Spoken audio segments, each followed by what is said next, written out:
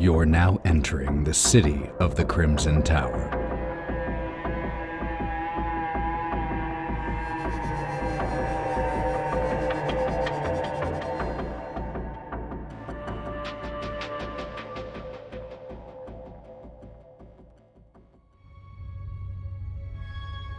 The high-pitched, screeching, and squealing sound of metal echoes from the adjacent mountainside that this train platform has deposited you upon.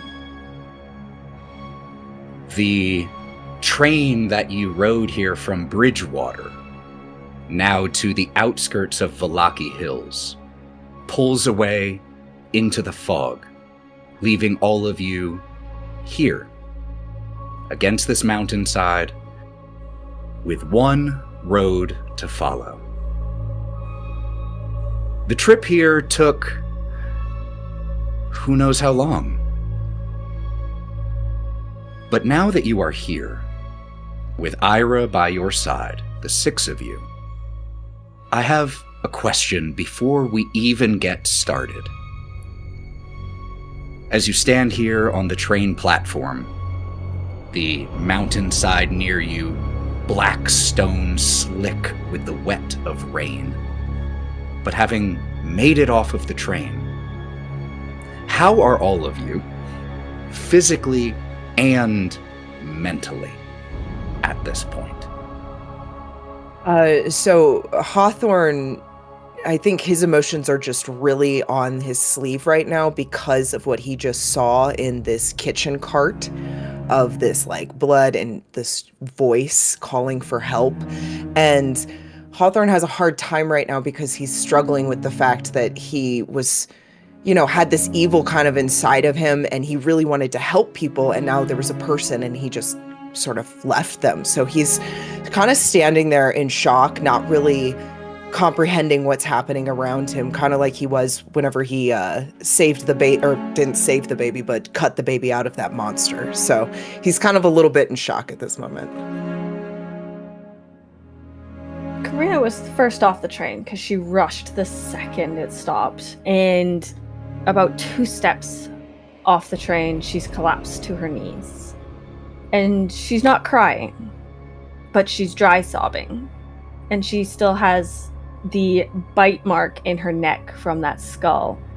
And once again, she has her hand over the wound and she's just digging a finger into it to ground herself in an attempt to bring herself back and pull herself away from all of the mental fuckery that's gone on this train. And judging by the sobs and the deadpan stare, she's not doing a very good job of bringing herself out of there. I think throughout this entire experience of coming to this new world, I've wanted to try to help the rest of the group feel grounded, feel emotionally regulated, be able to recognize that while this is scary, we're okay. But there's a weird difference from feeling like you're part of a group that you're beginning to know, that you understand. And there's a moment on the train where I felt disillusioned. The people that I felt like I was so close to, there was a moment where I found myself doubting if I really knew them at all. And so I think I'm trying not to feel.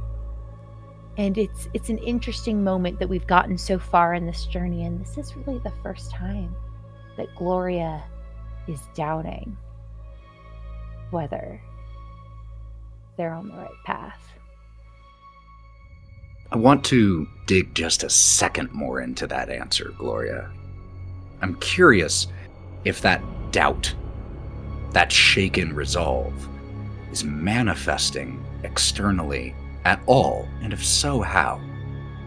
And if not, what are you doing to try to contain it?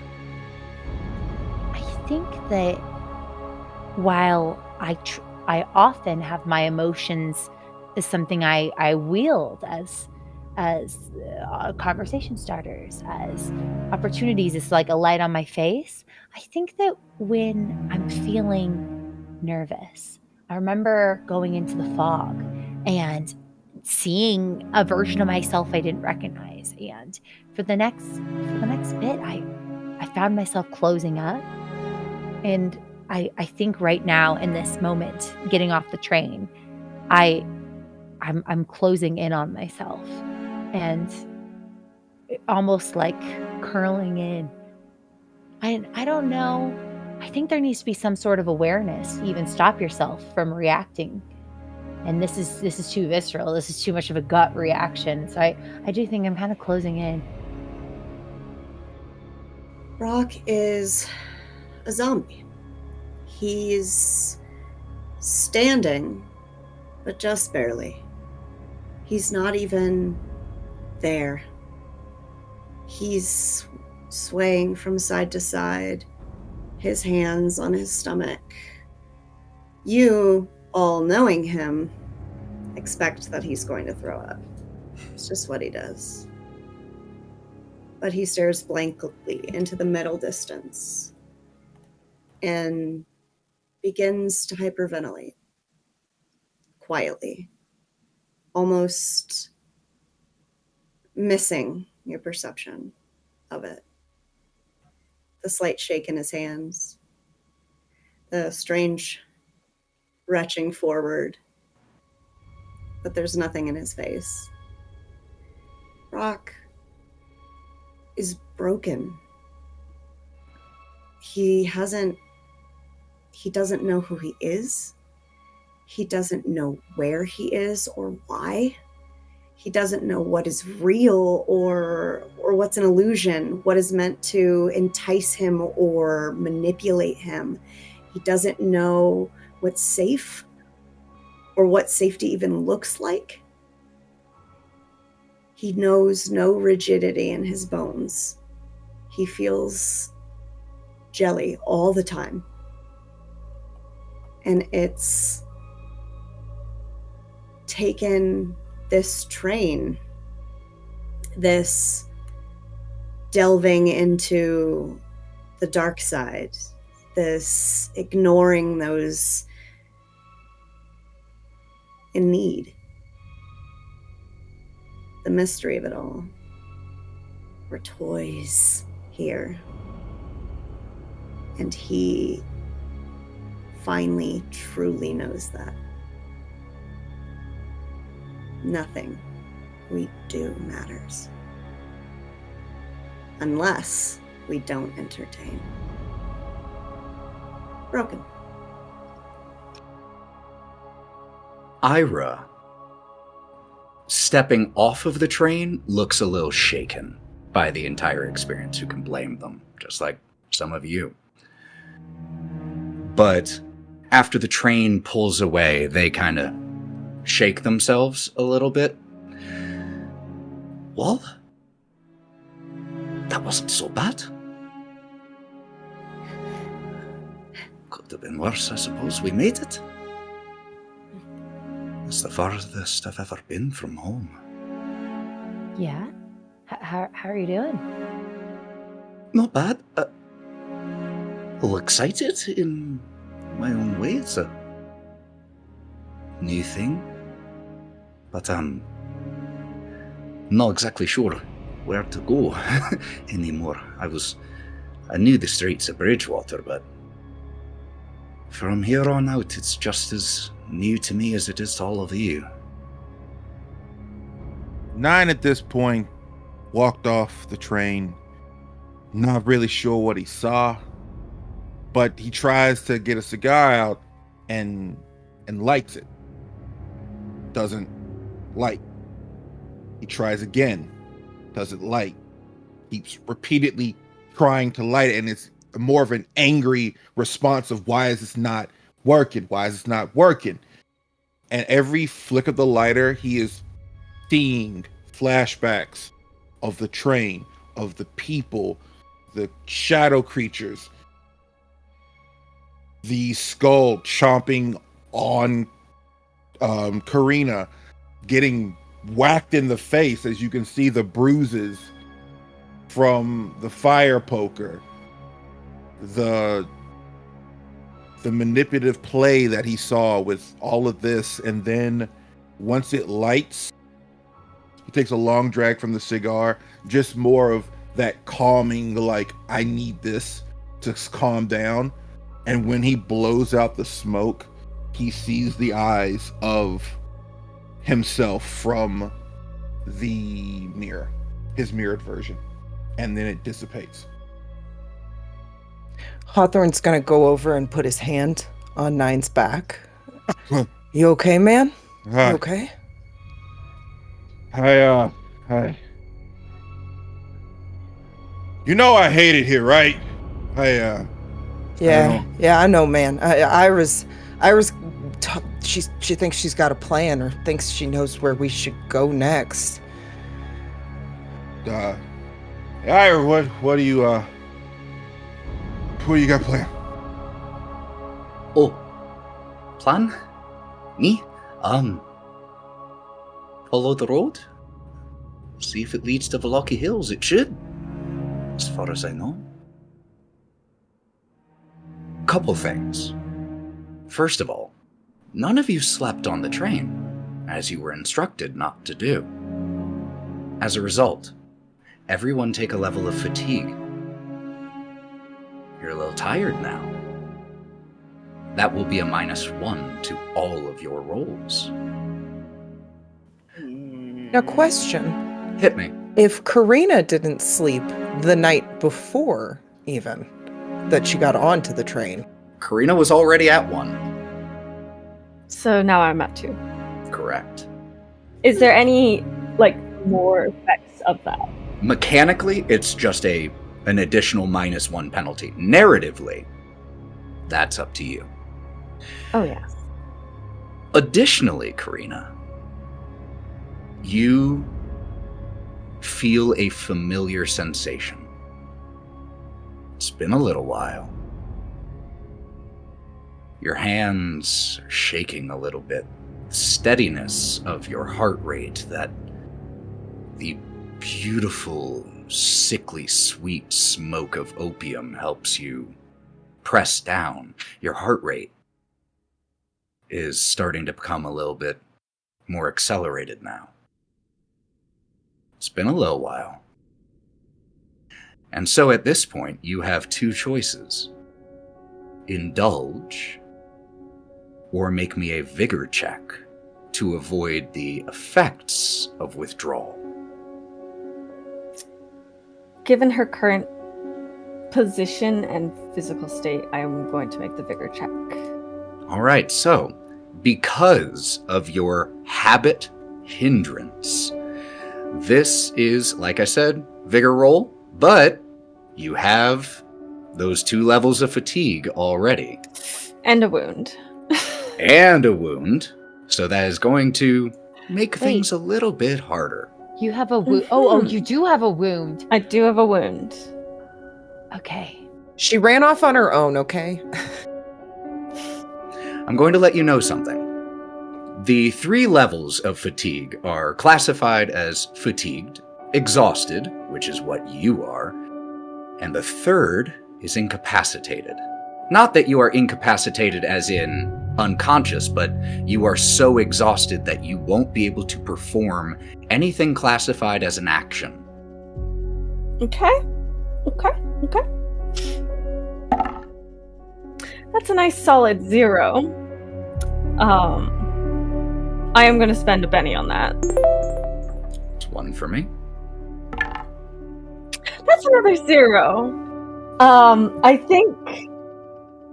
think as she sits there, starting to feel that icy chill down her spine, a familiar sensation that she used to play with. And even though she cannot remember that time in her life, it feels familiar. It feels not comfortable, but like when you shower and you turn the shower all the way to icy cold before you step out. And she goes to reach to her pocket and try to pull out her pipe, try to pull out her supplies. But even that much movement is too much for her right now. and her hands are shaking and soaked in her own blood from the wound that she's reopened on her neck. And she cannot bring herself at this point to actually indulge, to actually do what she needs to do to keep moving forward. So you are now mechanically listed as incapacitated. Like you said, the exhaustion, the stress, everything just adds together at this point. And so, how does this intense amount of exhaustion manifest? I think as Ira and Nyne and them were kind of discussing where to go next, Karina will try to push herself to her feet and try to mask what she's feeling physically. And just as she gets to her feet, she will just collapse back down to her knees, and just the dry sobs will turn to tears, and she'll be unable to drag herself to her feet. All of you obviously see this. Just right here on the train platform. The echoes of the train itself just barely shifted from reality to memory at this point.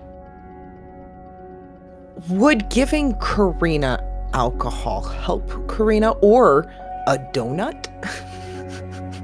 I feel like if you start approaching with a donut, that might just jolt me into action. Because in my mind, I'm trying to figure that out. If giving her alcohol would help, that side that's needing a fix. I think Hawthorne, being someone who does gain benefit from that liquid courage, it's not an unreasonable thing for you to think. I would straight up go, I would look at her. Hey, Karina, are you doing okay? And I would pull out my liquor bottle that I had taken from the place, and I would hold it underneath her nose, like, someone who has salts or spirits or trying to wake somebody up, and it's trying to see if she would want it, sort of sloshing it around. Hey, Karina. She doesn't verbally respond, but she does grab it and almost hold it to her chest in a comforting way, but she doesn't drink it, but she just kind of clutches onto it. I was gonna say, Hawthorne, that seems like a good idea for cleaning the wound. Karina, are you okay? Can I take a look at it? Okay, I'm gonna take a look at it until you stop me now. So here I go. Okay, I'm gonna try to cast healing on her neck. So, as you come down to look at the wound, she kind of still holding onto the ball, she'll just kind of try to push you away and shake her head a little bit. But I'm looking the other way. Her face betrays her actions. For she looks in pain and desperate. Even though she's attempting very pathetically to push you away, she looks incredibly desperate right now.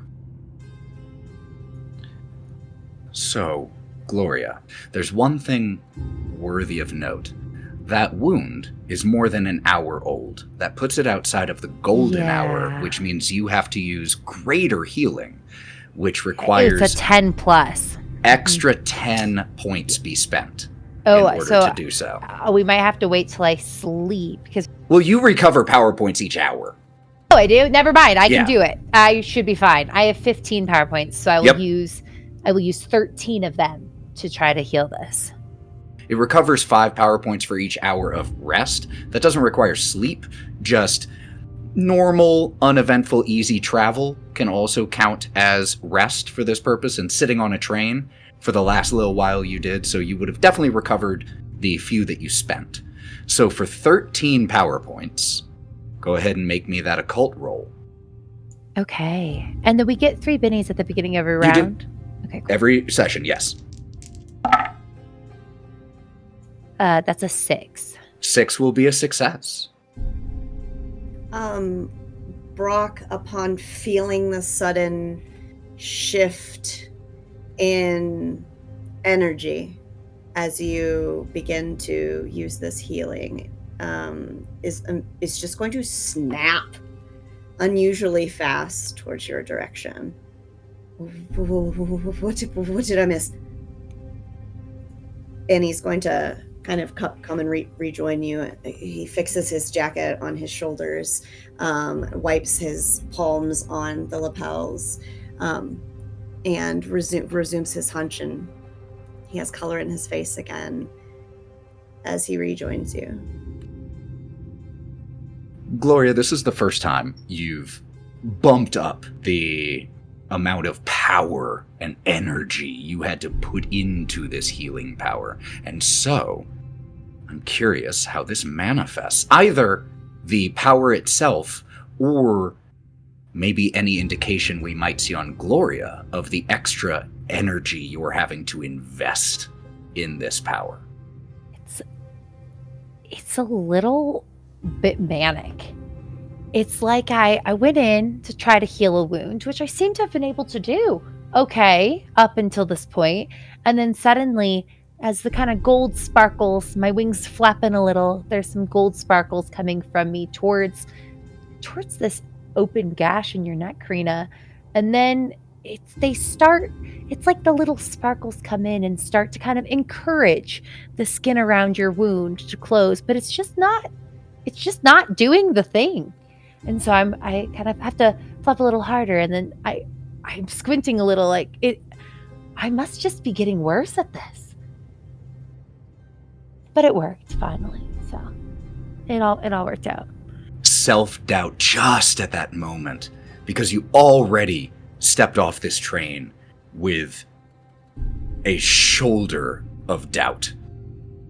And as your powers failed you in healing this, that doubt that was directed towards your companions and external forces turns its eyes inward for a second.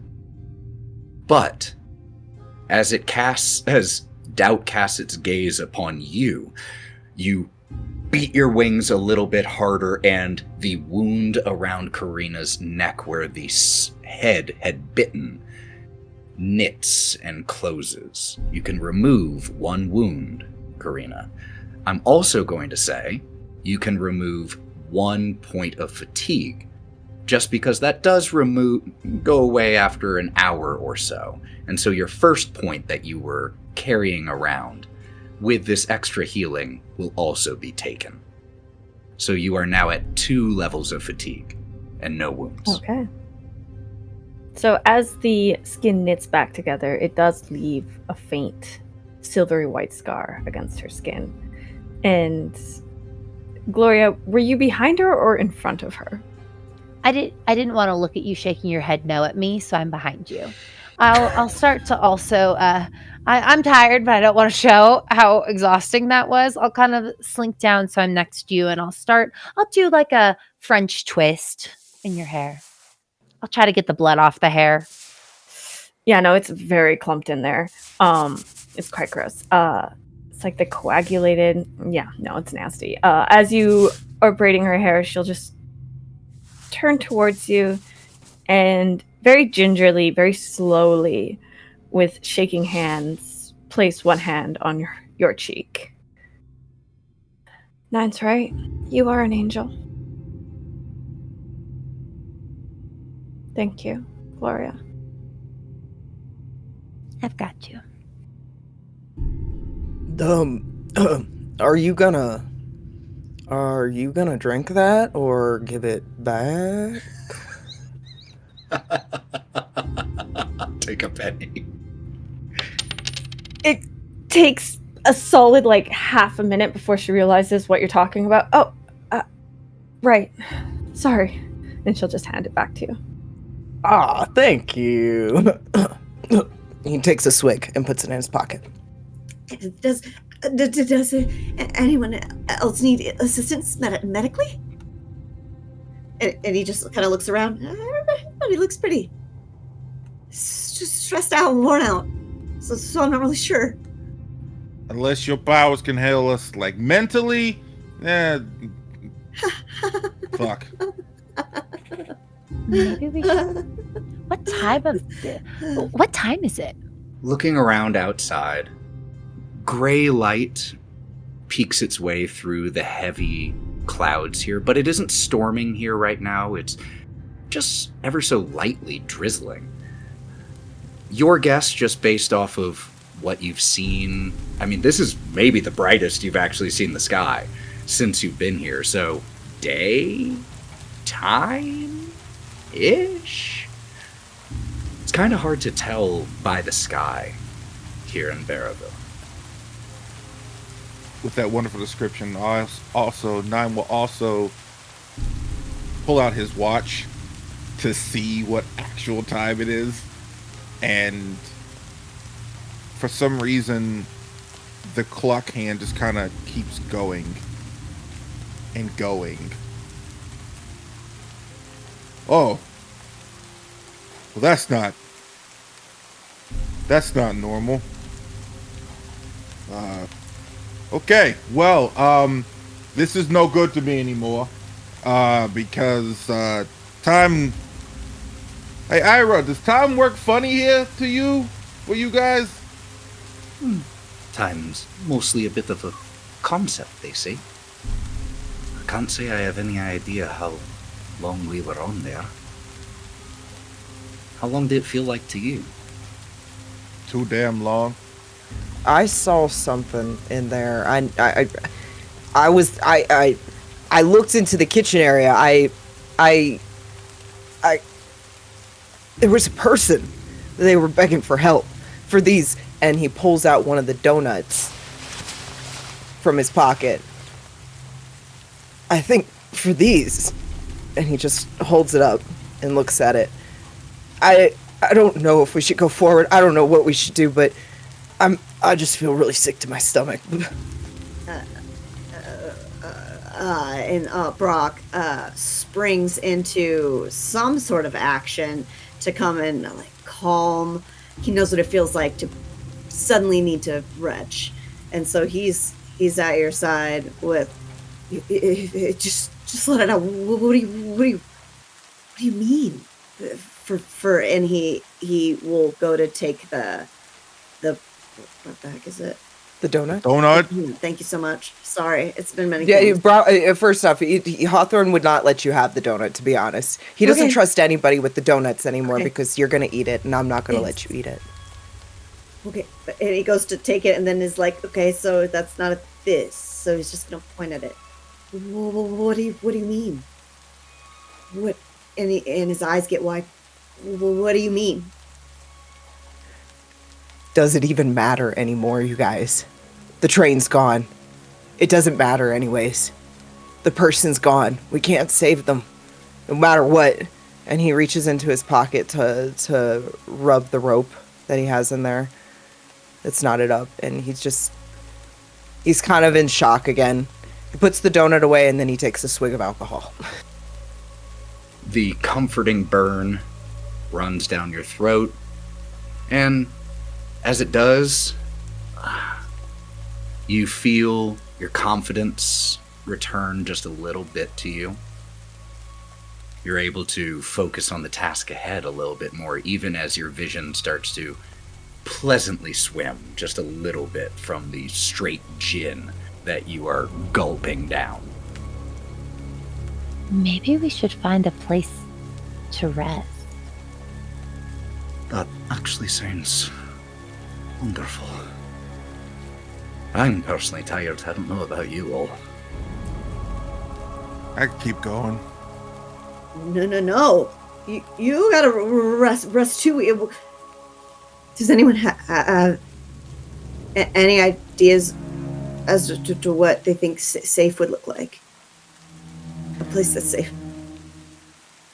I'll be okay. Just as long as you guys get somewhere dry and you guys can sleep, I'll be fine. Okay? Yeah. It doesn't make me feel more comfortable, but it's nice to hear that you seem to be okay with it. Should we? Lead on, Ace. Come on. Hawthorne's coming back a little bit, and he's like, "Okay, Brawk," and he smacks him on the back. And he starts to look around. Hawthorne starts to look around. Now, we see the path ahead. Is there anything for coverage area around us to rest? Go ahead and make me a notice check. So before conversation even started, the moment Brawk gets out of his haze, his eyes would dart. He's a turret. He wants to see everything. He's sleuthing him. Alongside you. So you spend a penny for sleuth, just to notice everything around you. Yes. It's not like there are any buildings right here.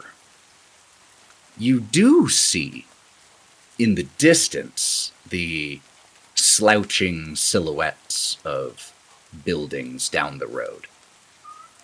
You also do see this road runs directly along the side of this black mountain. There are overhangs, alcoves, and caves that you might be able to use at least for cover from the rain.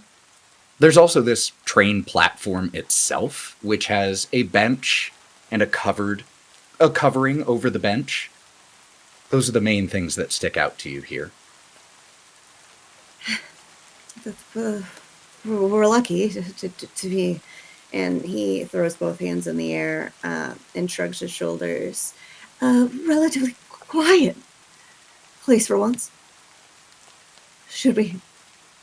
And he straightens himself up and addresses everyone. Should we go for a stroll? One other thing that you notice with your sleuth.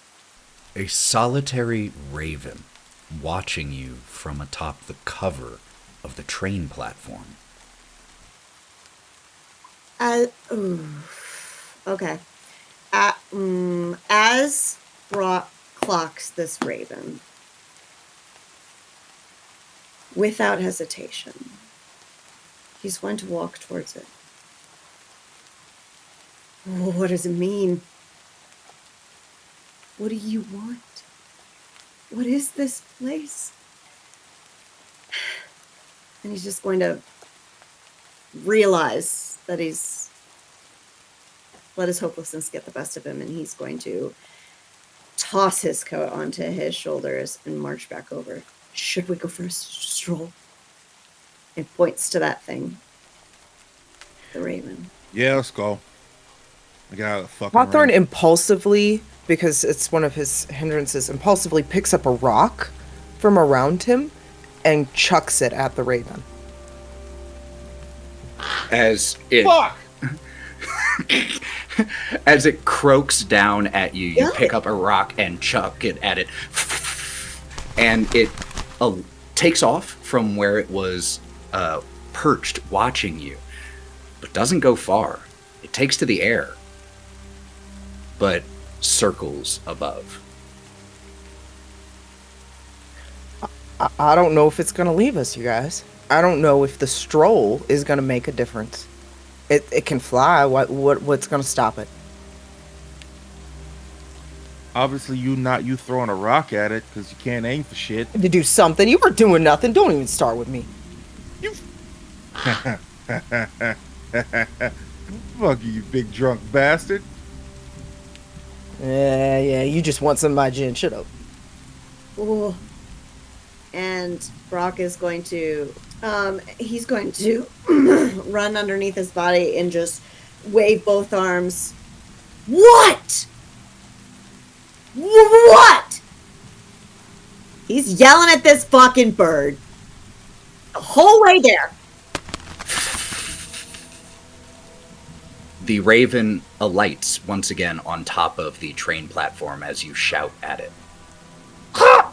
Ha! About 6 more ravens come and also land atop and hop their way along until they are all watching you. Guys, okay. So, Brawk, Brawk he sees that all these birds are here. Looking at him? At all of us? Who are they looking at? I mean, you can make me a notice check to see if they seem to be watching one person in particular. Yeah. Let's do that. I apologize to those fucking birds right now. Mm-hmm. Oh, juicy. 11. 11. Then there is no ambiguity. They seem to be watching all of you in equal measure, just watching you as a group. There isn't one that they seem to have a particular focus on. Though I will admit, a few eyes of the ravens do seem to linger longer on Hawthorne. And at that moment, Hawthorne already has started, okay, and he starts walking. Brawk is pissed. So these birds are surrounded and they're just chilling. They know, and Brawk is just going to fall to his knees and cry, "What do you want? Who are you?" Yelling at birds. Brawk, I think they're just birds, man. They're watching. They're watching, and he's going. Are you close to him? Yeah, I'm right there. He's gonna grip your body. They're watching. Wide-eyed at you. They're watching us. As you collapse down and begin just desperately shouting, one of the ravens drops down onto the ground, flutters down, and hops its way towards you. It picks up a small pebble, just actually less a pebble and more honestly a chipped portion of concrete from this train platform, picks it up in its beak, hops towards you a few more times, and sets it down in front of you. As it does, you notice something about this raven. The edges of its feathers are tipped in blue. Gloria, you've seen a raven before with blue-tipped wings. You saw it watching you while you were in the church. Oh, after I healed the vampire. Correct. Oh. Karina. Karina looks up from where she's been poking a puddle with her reflection in it for like the last 5 minutes as they yell at ravens. Still sitting on the ground together. So like, don't be too obvious. But if you look to your right, maybe 2 paces, do you see that bird with the blue wings? Yes. That's not developmentally normal, I believe, for ravens, the best type. But the blue wings, I think I've seen them before. Maybe even the same bird. From where? From Bridgewater? Do you remember when you were digging all the random holes and getting covered in dirt and getting all of your new clothes dirty? I was definitely not just digging random holes, but that's... Okay, well, do you recall? Yes, I do recall. Well, I was washing my hands in the church, and I looked out the window, and that same bird was watching me, I'm sure. Do you think it's Stradia? I think it's... maybe she's watching through the bird.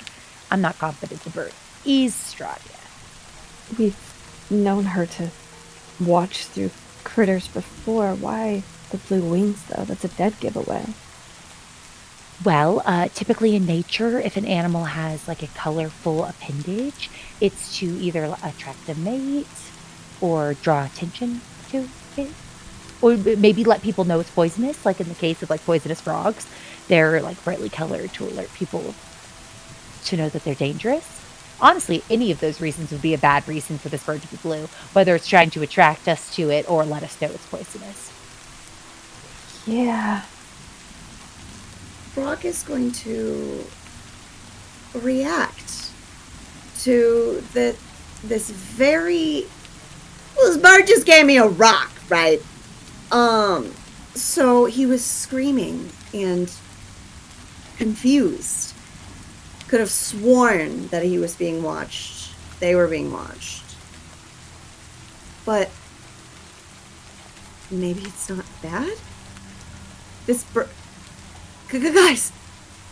And he's going to reach for the rock. He puts one hand out and with his dominant hand, right? Reaches for the rock gently and then just opens his hand and offers a perch for the raven. Flies back up to the platform, the top of the platform with the other ravens. Fuck. He's gonna stagger to his feet. Guys! That raven just gave me a... It gave me a rock! So, Hawthorne has been walking while everybody else is just standing there. Has any ravens followed Hawthorne?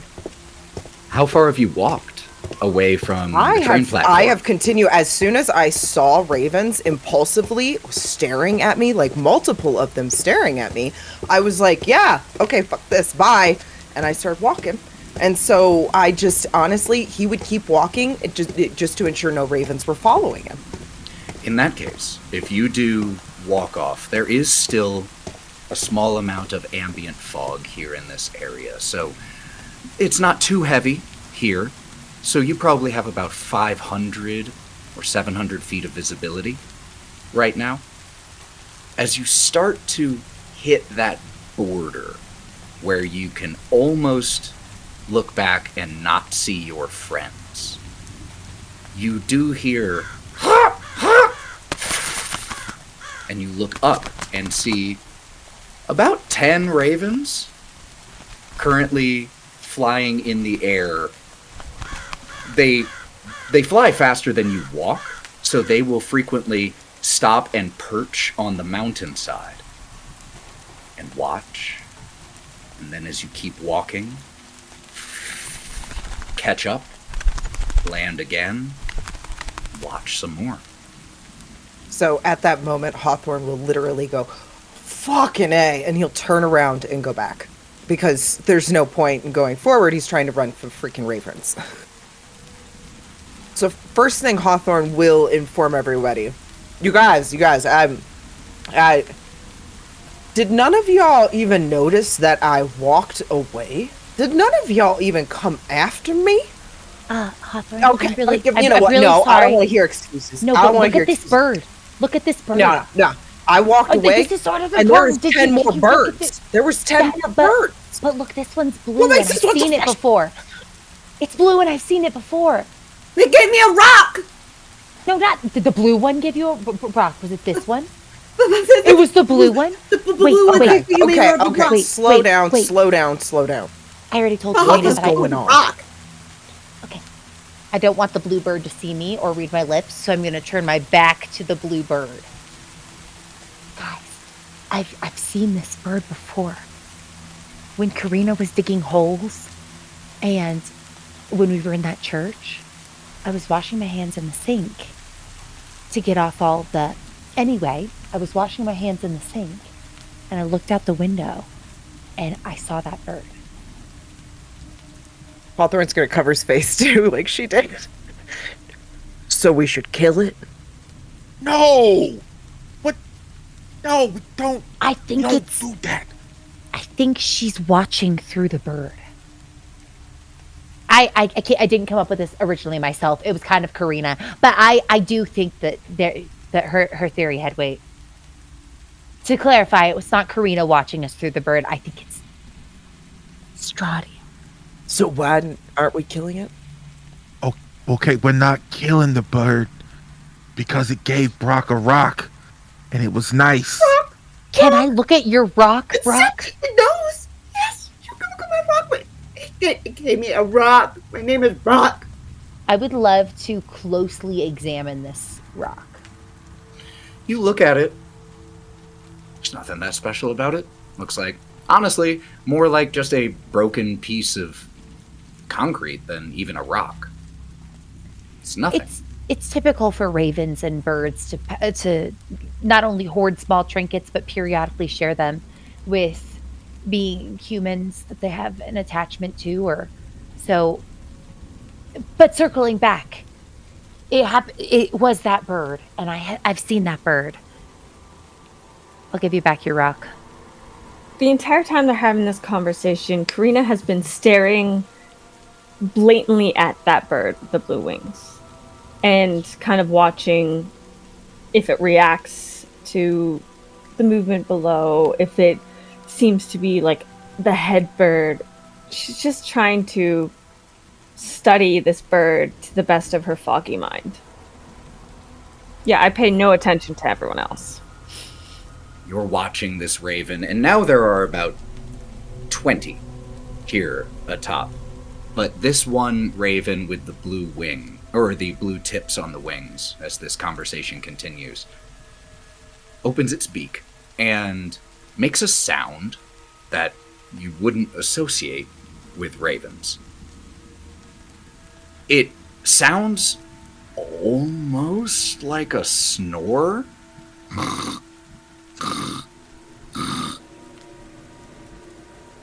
And then...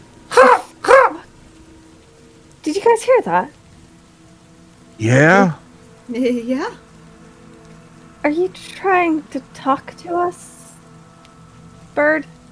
And she's just gonna slowly rise to her feet and look back up at the bird. Are you trying to tell us something? It opens its beak again, and you can tell that the sound it makes, it's still from it. It is still a naturally made sound, but some birds are incredible mimics. And as you ask this question, it produces a sound that sounds almost like a key turning in a lock. Hawthorne's gonna impulsively do what any person would do with birds. He's gonna pull out his donut. He's gonna take a piece off of it, and he's gonna try and toss it to the birds and see if they react to it.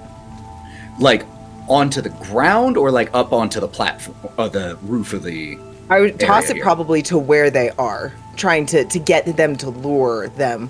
Like, I don't assume they're regular birds, because I'm trying to get the blue one the most. You toss it up there, just a crumb, or like a scrap of it, tear off a little, toss it up. A few of the ravens hop over to it and start to poke at it with their beaks, and as those 2 or 3 do, several other ravens take very briefly to wing and fly right overhead of those few ravens that were poking at the donut and start to croak and caw loudly at them. Until the ravens that were poking at it hop away from the scrap of donut. And then they all resettle on the roof. Did Blue Wing react at all? It was definitely one of those that harried the crows, or the ravens that were pecking at the donut. Hey, Hawthorne, can you, not give the bird, the fucked up donut, please? Can you not do that? I'm pretty Nyne. What, Hawthorne? What are you gonna say? What's your idea if you're not going to give it a donut? Huh? What you got? My idea is that it sounds like they're trying to tell us to follow them, maybe, because they're probably trying to show us a place to rest. I mean, it sounded like, what was it, a snoring? It sounded like it was snoring, and then it sounded like a key turning. I'm pretty sure that means they know somewhere we can fucking sleep. And let's be real, we all kind of need it. Not me, but we all kind of need some sleep, okay? It's fine. I'm not trusting these things, but I will admit, I didn't think of that. I wonder if they know where a hot bath is. Maybe we ignore the birds. I'm with Gloria on this one. Let's just walk on the path until we see somewhere to stop, and then we stop. That sounds like a plan to me. I'm all for it, but the more birds start to come, just to warn you. And there's fog. Karina's gonna look back up to the blue-winged bird. Are you trying to lead us somewhere? If so, just start flying. I'm sure we'll follow. At least I'll follow. None of them takes to wing. Fucking weird birds. So, back to the stroll, I guess, then. Are we going, or are we staying? Let's go. Right? Let's go. Yeah, Hawthorne will be in the Yeah. back trying to make sure everybody goes out in front of him. Do you want to ride, Gloria? Yeah. Gonna come with you, and as we walk, I start a sentence and stop like 3 separate times. Well, yeah, I don't know. And finally, the words just start tumbling, because if I don't say something, I'm just not going to say anything, and I'm just going to be like, so, in the mirrors, in the train, did you see yourself? Yeah, I did. Or something. Do you remember any of it? Bits and pieces. Do you remember when Brawk, Karina, and I tried to find you guys? Now, mind you, Nyne is kind of just looking ahead because he is cradling you, so you don't have to walk. I do. Vaguely, I do. Oh. Why? What's up? It was a weird room. I didn't really see myself how I thought I would, if that makes any sense. But then it made me worried that that's not only what I really was, but that maybe how I thought people were seeing me wasn't really how they were seeing me the whole time. Does that make any sense? And I got worried because then right after I saw me not looking like me in the mirror, I saw you, and then you didn't really look like yourself, and then you also didn't seem to see me at all. Oh, well, there you go. I always see you, so that wasn't me. Oh. That makes sense. In a weird, convoluted way, that kind of does make me feel a little better. Glad I could help you in any way possible. And just remember, I told you beforehand, your hands are super powerful. Like, you can heal anything. Okay? No, I look back to make sure Karina doesn't see me. I'm going to just kind of whisper to you, Nyne, lean up so I'm close to your ear. I didn't think I was going to be able to heal Karina. Look, if you ever feel like you can't do something, just know that I got you. That I care. I have a lot of faith in you and being able to do your job. Yeah. Yeah. Okay. Thanks, Nyne. I'll just kind of lean and kind of against my will, my eyes start to shut. I'm so tired. And I'll just kind of let you carry me. Yeah. When you look back to see Karina, Gloria, she's struggling to keep up. And I think after like 5 or so minutes, she's just going to take Hawthorne's arm and just kind of steady herself on Hawthorne. He's a big guy. She's pretty frail right now. And she's just going to lean heavily on Hawthorne. It's the only way that she could actually keep up. And she just looks like a soaked puppy right now. Hawthorne sort of starts carrying Karina a little bit. keeping an eye on Brawk at the same time because he's pretty much just trying to wrangle people right now. He's got a little liquid courage in him, so he's still a little excited and focused at the moment. So he's just trying to keep an eye on all the ravens, which I'm guessing a lot have started accumulating over the top of us. Yes, they have. My eyes are closed. I don't see them. As you all start to walk from this train station following the road that hugs this dark mountainside, the street that you walk along eventually starts to pass.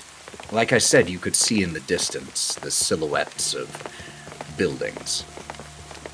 And the street that you follow starts to pass between them. Abandoned neighborhoods. Entire blocks of houses. Empty, broken, collapsing, shells. Before too long, as you're walking, as you all glance overhead, because you are constantly hearing the sounds of the ravens, when you glance overhead, you see hundreds that are following you. And as you walk through the road and start to walk between the buildings themselves, they land on the roofs and gutters and stoops of these buildings, so that every building you look at, left and right, is dotted with ravens watching you. Brawk walks with his rock in his hand, visible to them at all times, continuously looking up as they're walking, scanning the tree line, anywhere they are. Even though they don't have words, and he's looking at Karina. I know they're saying something. And steadies himself, because he is also frail, on the other side of Hawthorne. Everyone's, with the exception of, I guess, Gloria, because you're not walking right now, but everyone's feet start to drag a little bit. They're all very tired. You haven't slept since you left the billiard hall. Who knows how long ago that actually was? Your eyelids start to feel heavy, your shoulders weighing tons. You all had mentioned that the plan was to find shelter or somewhere to stop and get some rest. Is that still the plan? Yes. We could just stay in one of these empty houses. I need to sleep. I don't just think I can go much further either. Can we please stop here? Question. Is there a particular house that may have less ravens on it? Like, where I'm looking around and I'm like, I pretty much am like, oh, this one actually looks semi-decent because it only has 5 ravens on it compared to 20. Sure. I mean, I will say there aren't any that you notice that the ravens seem to treat as anathema. There aren't any that they avoid landing upon. But, yeah, not all of them have equal numbers, so you absolutely spot a nearby building that only has a half dozen ravens on the stoop here. Follow-up question. Can we still see the blue-feathered raven, and is it sitting on a building? With hundreds here, that's going to require a notice check. Oh, good. I'm only at a -2 now. You get. I got a 12. Oh. Oh, wait, are we I all got a notice 2. checking? I'll notice check. Anyone who might be looking for the blue Yeah, that's winged definitely raven. too, yeah. Oh, just the blue. No, I'm looking for a place to stay. I'm not looking for the raven. I don't think that is easy enough. It doesn't even require a notice check. So a 12 for Nyne. Karina? I got a 2. You don't spot this raven, but again, there are hundreds right now. Nyne, though, you do. At the moment, it is several buildings ahead of you, perched on the roof of one of the buildings, watching. Nyne, usually whenever he's talking, his eyes are just like dishes. You see Nyne's eyes go full cat-like and pinpoint the raven on the building far off. And he whispers, "It's over there. Maybe we go to that building?" My gut is telling me to follow him. I don't know why. Me too. Maybe it's the Brawk. And his eyelids are so heavy, he's talking with them closed. I say we vote on this as a group. I mean, Ira should be included. We should vote which house to go to. I don't trust the ravens. I know you guys want to, but what if it leads us into a house like we were in before? The never-ending hellhole we were in. The vote is fair, and you make a good point. And he just starts shaking a little. But when we went off the allotted track, we ended up in horrible, horrible situations of fogs and memories. Maybe we should stick to where it feels like we're being pulled. That's probably why I feel like we should go to that building. A vote is good. Okay, Karina wants to go to the building. Who else wants to go to the building? Oh, they're gonna give me a rock. I want to go to the building. Okay, that's 2. So I don't care, really, at this point. Nyne has his back turned to everybody and still staring at the raven. Nyne looks down to make sure that Gloria's kind of asleep, like can't notice. But Nyne kind of just not fully collapses, but just like lets the weight of things just hit him for like a moment. Because one, he ate one and a whole half of that donut that's still affecting him. And he's tired. Breathe deep. I vote the building. That's 3. So, Gloria, Ira, what are your thoughts? Sleep sounds good. Gloria closed her eyes a while back. I think I'm asleep. Well, no, the question is, do you want to sleep in that building where the raven is leading us, or a different one? I'm talking to Ira, not you, Gloria. Looks around at the buildings. There are ravens on all of them. 6 of one, half dozen of the other. Okay, well, I'm just making this known. I do not trust this in any fashion, but I'm carrying 2 of you, so I have to follow you. So let's go to the building that you guys want to go to. Poor Gloria doesn't even have a choice. Nyne, you okay to carry her? Always. And Brawk is going to squeeze Hawthorne's arm a little tighter and kind of just let his head rest on his arm. Thank you for using logic at a time like this. Everything's so unknown. It's nice to hear something that makes sense. Well, let's just go get some rest. Everything will make sense, at least more sense, soon enough. And we're all going to start walking to the building to walk inside of it. You feel the weight of hundreds of pairs of eyes follow you all as you walk into this building. As we get closer, Karina will break away from Hawthorne. Since it was my idea, I'll open the door. The door itself, wooden door. The house that you're heading to is single story, stone and wood. But by the look of it, maybe 80, 100 years old and abandoned for who knows how long. The door, wooden, is partially off the top hinge, so it leans. It doesn't sit in the doorway well, so you have to shoulder it a little bit as it scrapes along the ground with a squeal as you push it open.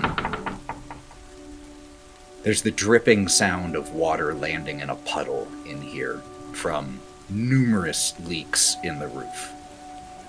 There are no lights on. You didn't see any lights on in any of these buildings.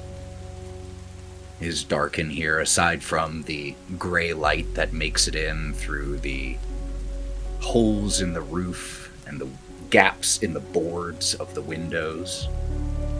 And as you close the door behind you, those blades of light cut into the house, the dust just hanging thick in this place.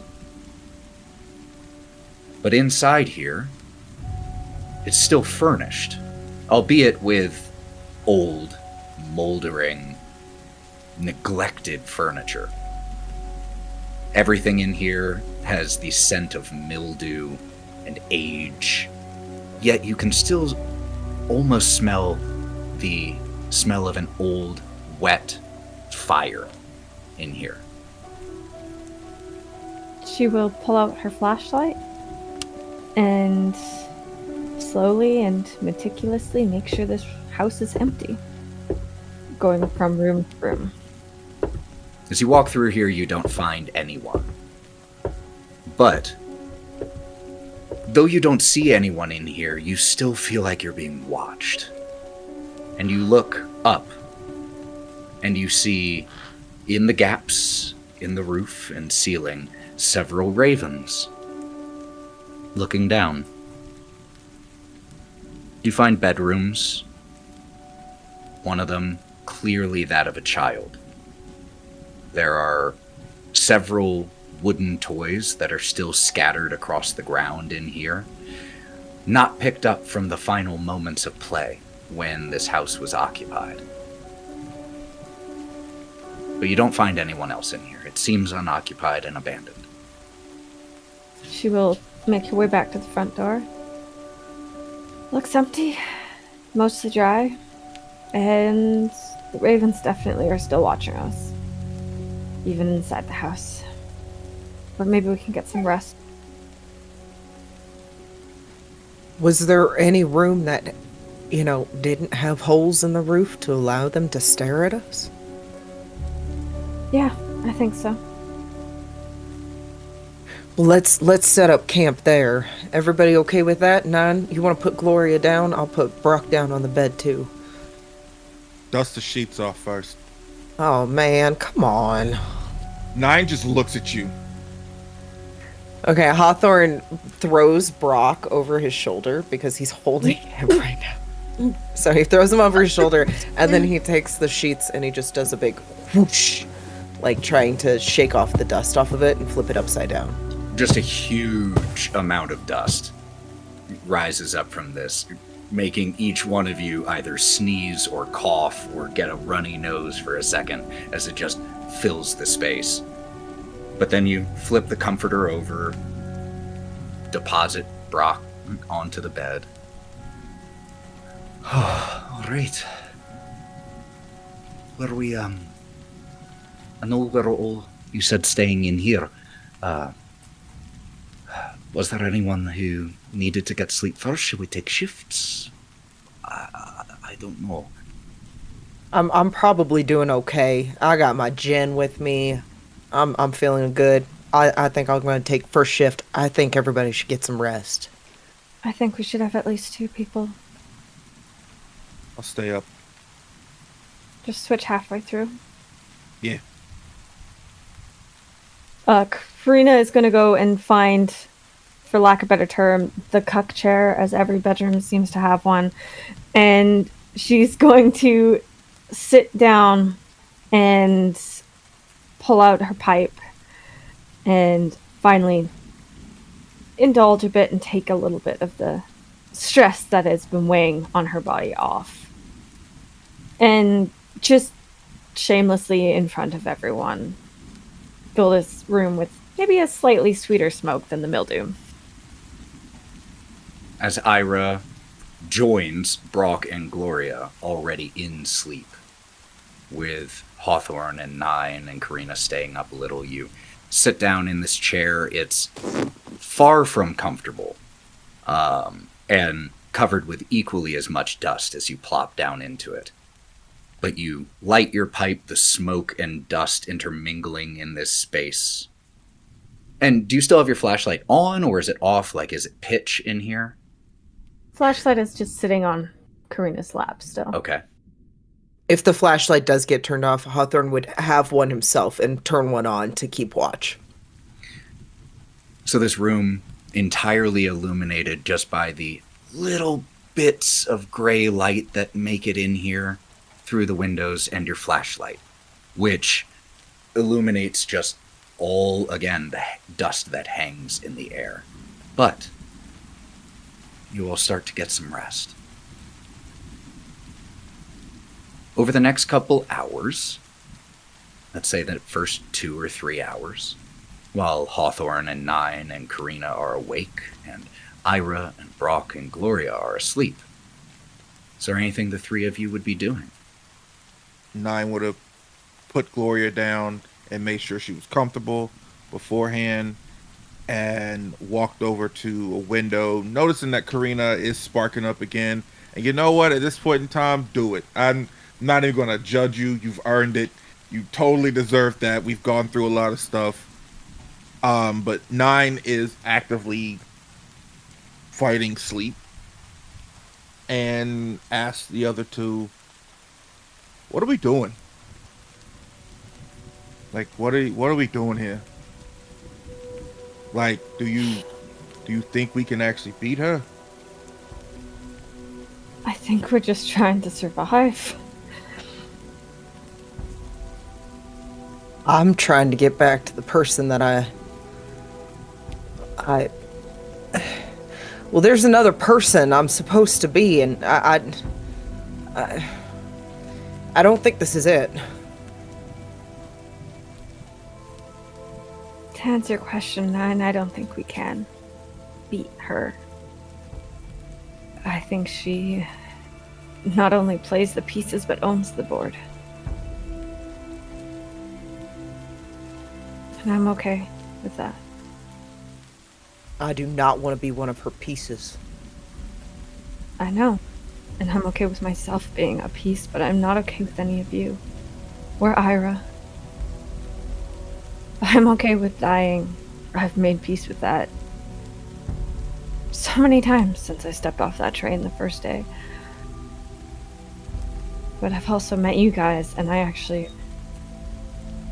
care about you. And Gloria, and Brawk, and Ira, and maybe we can't beat her. But maybe we can save them.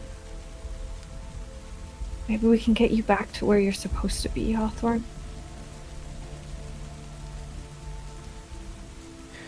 To answer you, Nyne, I'm just going forward. There's no other way to go. Everyone else seems to be standing still. Just to stand still, because they don't know what to do. You know, at least I see a path. At least I see a direction. A different spot than here. And I'm gonna hold on to that. No one's gonna die on my watch if I got anything to say, okay? Know that, first off. We're all equally strong in our own weird, fucked up sort of way. Okay? But we work well together as a unit. We got each other's backs. And honestly, like, whatever the fuck she's got going on, I don't even think she even has an actual friend. I think everybody in this town is afraid of her. I don't think she knows what a friend is. Okay? Like, feel like we can do something for, you know, these people here. We were brought here for a reason, whether it be her little playthings, which, once again, I also co-sign the fact that I don't like being a plaything. Okay? I don't like doing that. I refuse to be someone's fucking plaything. Okay? But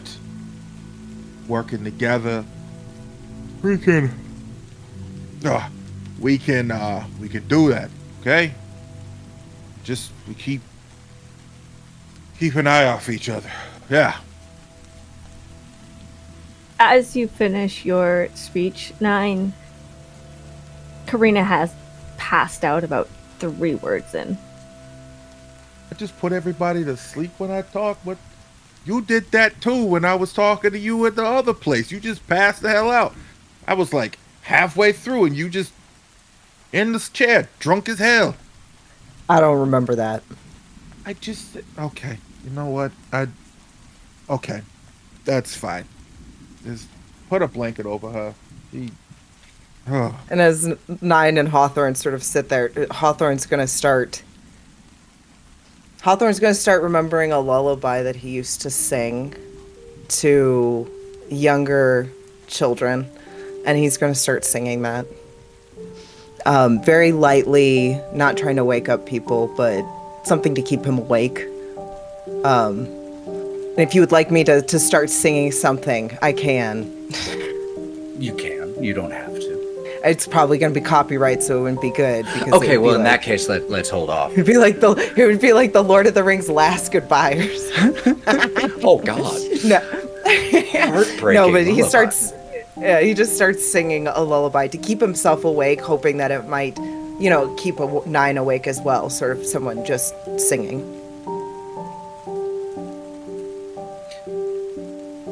I have a question, Hawthorne and Nyne, as the two now who remain on watch now that Karina has fallen asleep.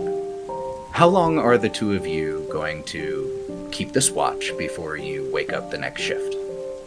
I think we would go 4 hours to allow people to hit REM cycle to get their full amount of sleep. Okay.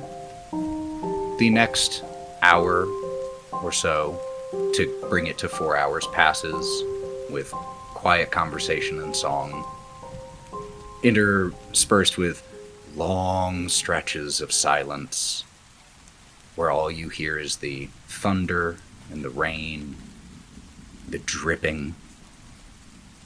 Who are the two of you waking for the next shift? Yeah, we'd probably aim for Gloria first because she was the first to pass asleep out first. So I feel like I'd be like, oh, sorry, yeah, like I will definitely take this watch. But it needs to be 2, right? So Brawk should offer to help, unless Nyne is going to insist. You should get some sleep. Okay. You should get some sleep. I'll kind of jiggle Brawk awake. The two of you wake Gloria, and you, Nyne, start to, okay. You take her spot, already warm on the bed, and you are out like a light the second your head hits the pillow. And then Gloria and Hawthorne, you shake Brawk awake. Doesn't wake up.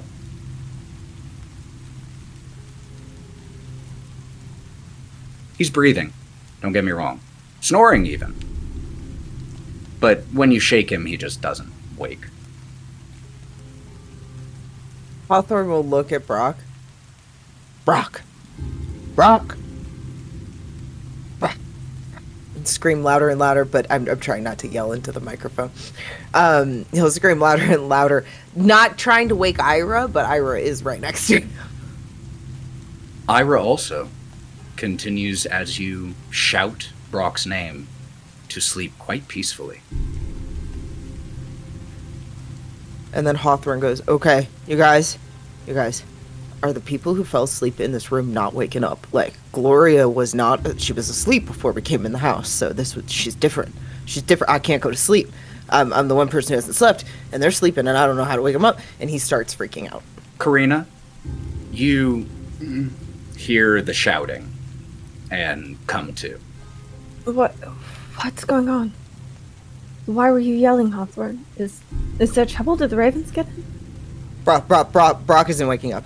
Ira's not waking up, and now Nyne's asleep, and I don't know if Nyne's gonna wake up. Gloria, you woke up. You fell asleep here. You fell asleep here. Does that mean I can fall asleep? Does that mean I could? Gloria woke up. Did she not fall asleep? Hawthorne, please, don't make me slap you. What do you mean Brawk won't wake up? I don't think I should be the one to explain this. Somebody else needs to explain this because I'm a little freaking out right now. So I was trying to wake up Brawk for the next watch, and I can't seem to rouse them.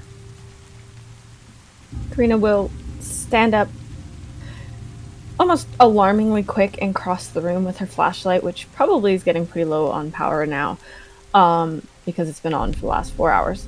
But she will go up to Brock's side of the bed and just start searching him for injuries, for damage, see if he's feverish, and just kind of like do a once-over. Hawthorne is slumped at the bottom of the bed, by the way, and now sort of like rocking because he's trying to keep himself awake. Go ahead, Karina, and I would say you can either do a healing check, which would be untrained for you, but that would be looking for specific injuries, or you could do just a general notice check, which would just be a less medical but just once-over of Brawk's person. I'm actually skilled in healing now. Oh, you are? Also, I only slept for probably an hour, so I'm probably still fatigued, eh? You can take one of the... Oh, you slept for a couple hours. Both of your fatigue levels are gone. Oh, thank God. Also, I just came up with a theory. Same for you, Gloria. Your fatigue is gone. So she will look over Brawk and use a healing check. Let's see what we get here. I got a 5 on the healing check. You find no sign of... Well, you find signs of injury on this poor man. He has been through it over the last couple days. But there is nothing... There's no head wound that you see that would certainly be something you would expect for someone who is not waking up. You even lift one of his eyelids and use your flashlight.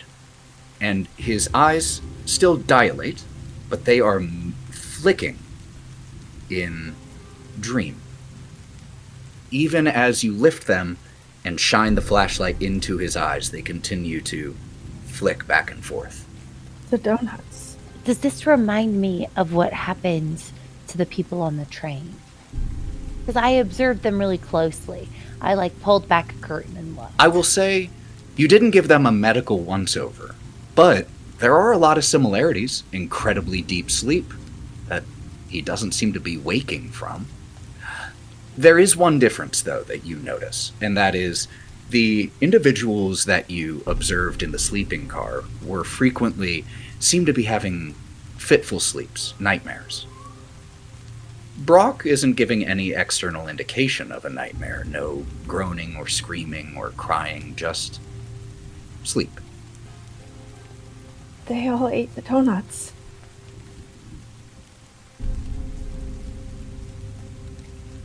Hawthorne, did you eat any of the donuts? Yeah, Hawthorne was going to pull out a donut and have that realization as well. So you're perfectly fine. Hawthorne, hearing Karina say that, will start to fall asleep. And will fall asleep at the end of the bed on the ground. Karina's going to cross the room quickly and give him a slap to wake him up. Oh, what? You said I didn't eat a donut. I didn't eat a donut. You woke me up. What? That was literally our first theory. It's not necessarily certain. You got sleep. It's hard to stay. Okay, I'm awake. I'm freaking out again. Okay, I'm awake. Gloria? Yes. I didn't eat a donut. I know that. But you're better with... Oh, yeah. Medicine and... What Let do me we do? I don't know if there's anything I can do. I don't know if I can help, but I'll give him a once over. As I go over to Brawk, I want to look for some.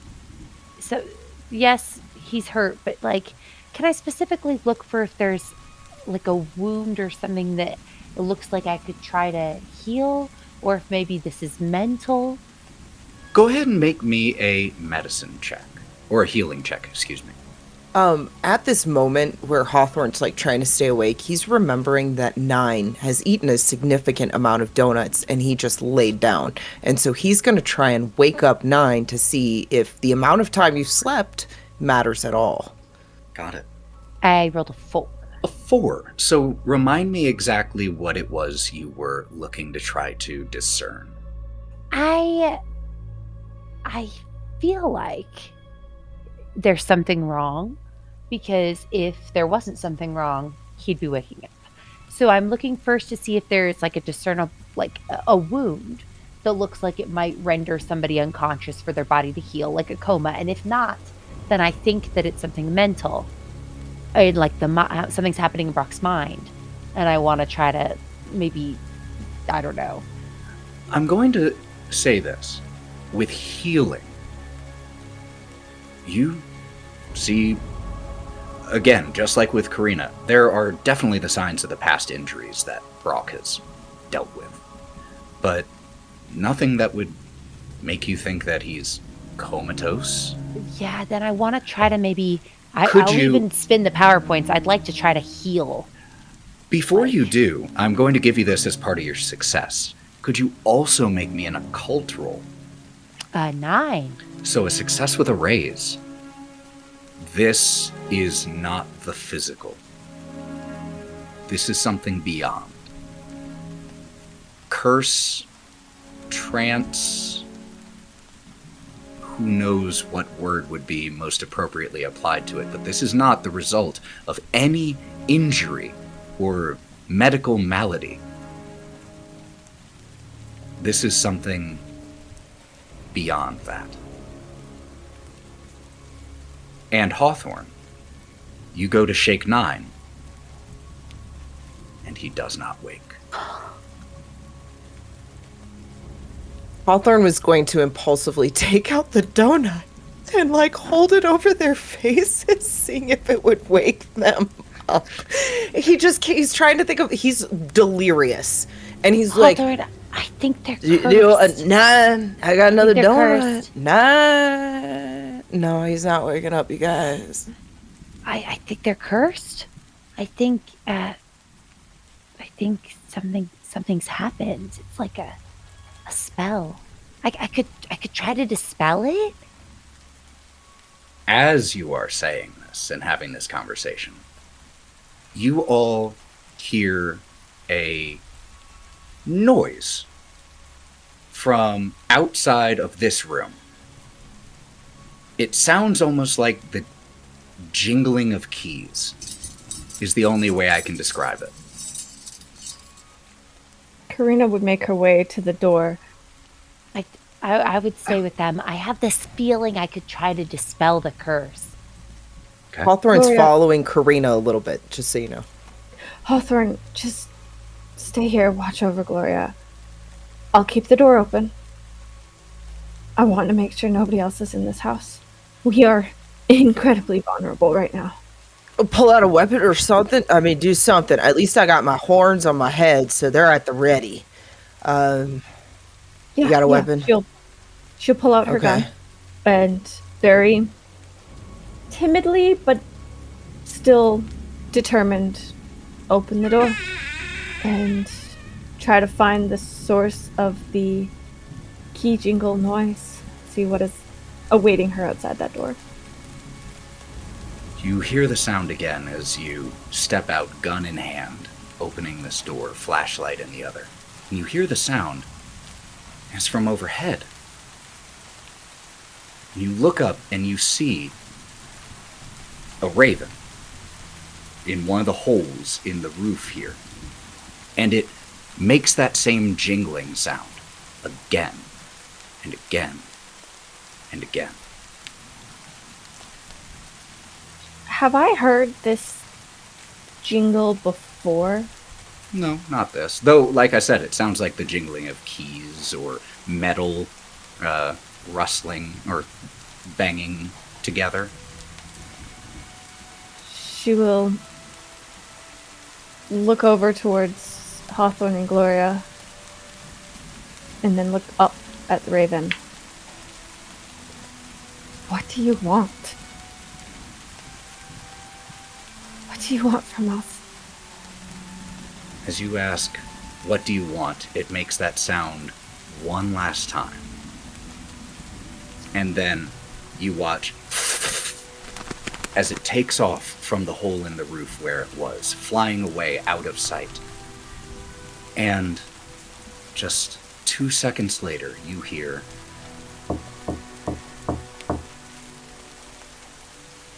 from the front door. Hawthorne will be right behind Karina all of a sudden.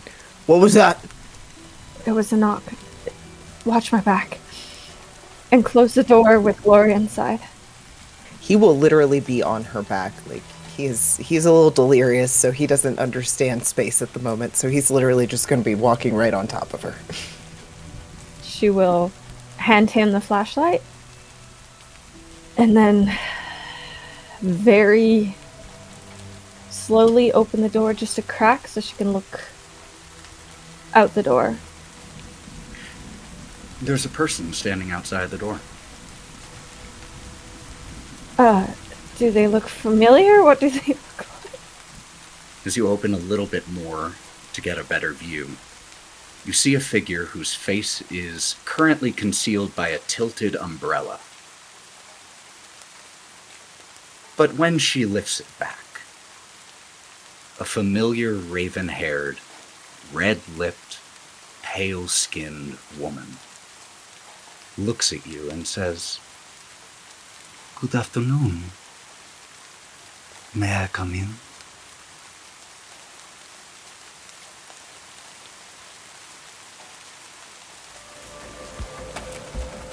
Thank you for listening to this episode of The City of the Crimson Tower.